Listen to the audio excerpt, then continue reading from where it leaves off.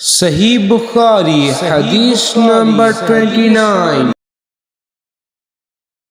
نبی کریم صلی اللہ علیہ وسلم نے فرمایا، مجھے دوزخ دکھلائی گئی تو اس میں زیادہ تر عورتیں تھیں جو کفر کرتی ہیں۔ کہا گیا یا رسول اللہ، کیا وہ اللہ کے ساتھ کفر کرتی ہیں؟ آپ صلی اللہ علیہ وسلم نے فرمایا کہ خاوند کی ناشکری کرتی ہیں اور احسان کی ناشکری کرتی ہیں۔ اگر تم عمر بھر ان میں سے کسی کے ساتھ احسان کرتے رہو، پھر تمہاری طرف سے کبھی کوئی ان کے خیال میں ناگواری کی بات ہو جائے تو فوراً کہہ اٹھیں گی کہ میں نے کبھی بھی تجھ سے کوئی بھلائی نہیں دیکھی۔